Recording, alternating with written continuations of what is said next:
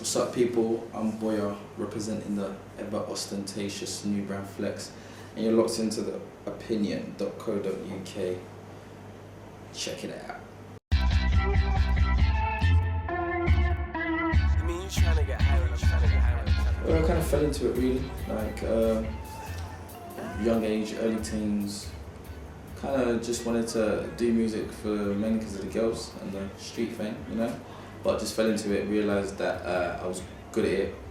Songs are maybe catchy, people loved it, people resonated with it, and so it kind of just escalated from there really.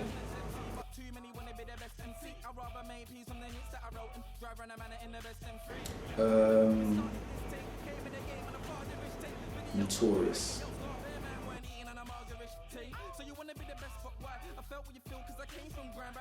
I don't know, look, I wouldn't call myself a young person, but just coming out of that period, I would say, of my life, recently being a young person. Politics, I don't know, hasn't really featured much in my day-to-day, everyday life. I do have a view on things, and I do know how things work and the structure of governance in this country. But to give a specific sentence of what it means to me, I don't know, without being rude or anything, I would say it means control. In one word, one simple word, is control.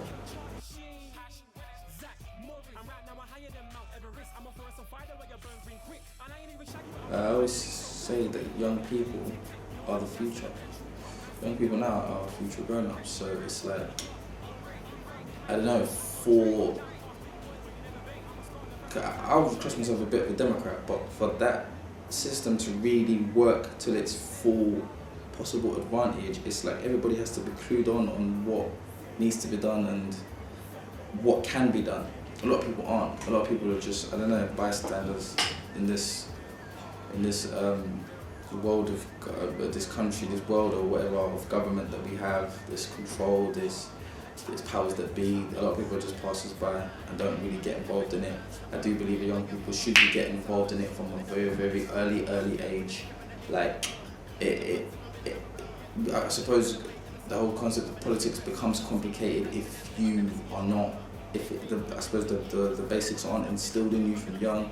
So it's then like you hit like maybe late teens or early 20s, young adult, and people are asking you what you think about this party, and what you think this guy's views are, and why you think they should be in power and they shouldn't, and you're totally lost because it wasn't really like a core subject as growing up. I don't think it needs to be that complicated as to teach young people about how their country in which they live in is governed. It can be, I don't know, wound in from like the education system and let people, just give people more of an idea of what's going on around them in the country that they live in.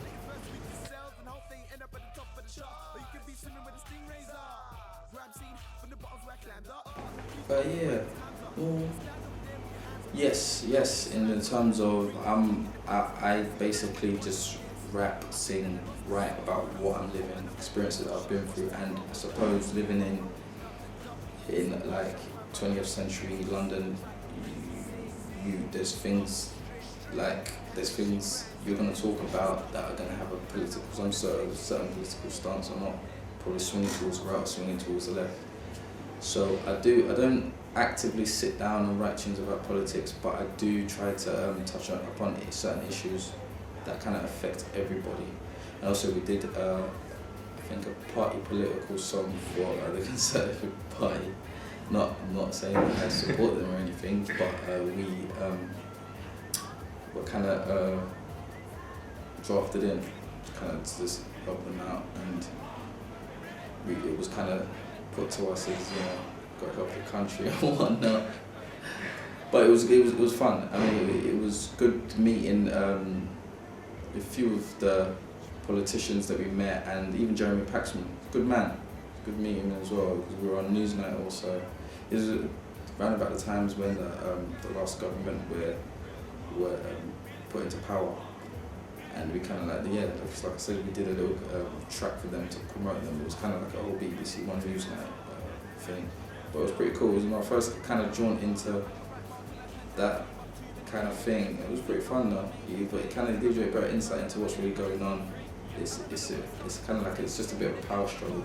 There's a lot of people just wanting to be in power so they can have what they want really, but we won't go too deep into that.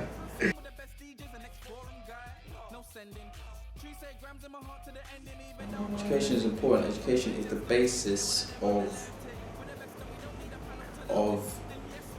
knowing who you are, not only as a person, not only your background, but as a human being. Like, obviously we don't know, like, no one's really ever given a definitive reason as to why we're here, what we're doing on this planet, but it helps to know your history, it helps to know where you are and who you come from. Education helps to give that basis of what, as a human being, you're capable of. You know what I'm saying? And I suppose, yeah, I mean, your true divinity. A lot of people are miles away from finding that out, you know what I mean? Like, who they really are and what that human being is fully capable of. But I believe that through education, and without education as well, like, it helps you, it gives a basis, definitely gives a solid basis in which you can really take off from. I mean, without it, you're kind of basically trying to build a house with the roof first, which it's possible, probably, somehow, but it would be a lot more difficult to start at the bottom.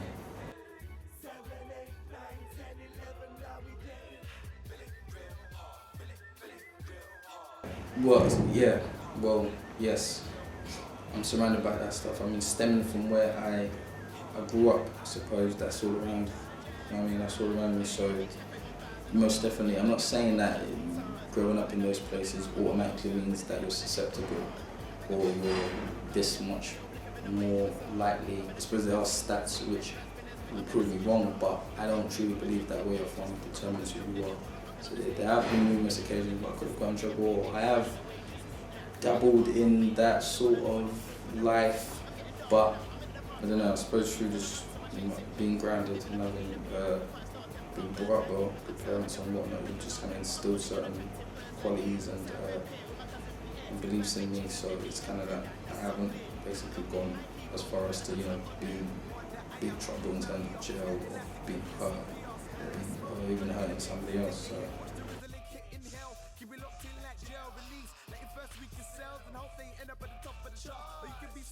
What I do for the day, I tweeted about this a little while ago and I want to remember the answer. Sorry, I want to remember the answer. I said something like, what I would do, I would create like a whole system whereby young people could kind of like better themselves. Like I would rearrange the whole, not the whole, but I would rearrange the whole curriculum, as they, pardon me. I would rearrange it so that people learn to work for themselves. You know what I mean? What I'll do, I would give young people more information, because right now I believe that the curriculum kind of like just singles out that it's just one road. Like basically, if you're not on this high road, you can't learn. Basically, like I'll create more avenues for young people to, just become more successful, because the young people are the future.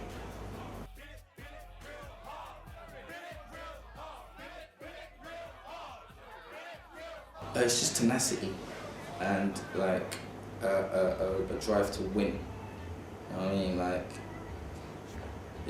I believe there's nothing wrong with failing. There's nothing wrong with taking a wrong turn. Everything's experience, you can learn from it. So it's just, from what you can take from it is just tenacity and the constant drive to succeed.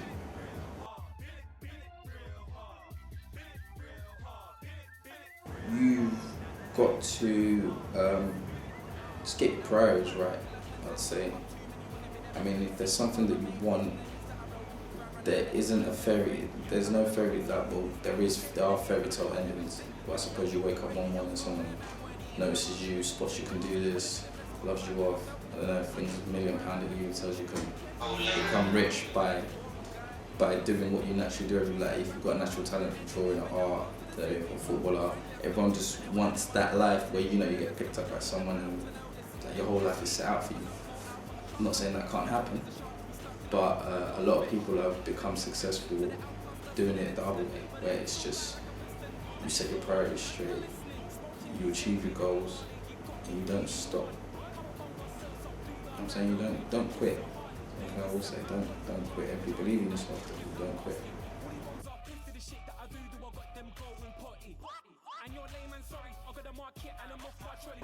I don't know, with the older generation, I'd say a bit more open-mindedness. Just a bit more open-mindedness to race, culture, opportunities, you know what I'm saying? Like natural talent, creativity. Old generation are a bit stuck in the old ways, the old industrial industry where everything couldn't be achieved unless it was hard graft and labour. I would kind of like open them up to that. For the younger generation, I would kind of make them see the opposite, that everything isn't all about fairy tale ending and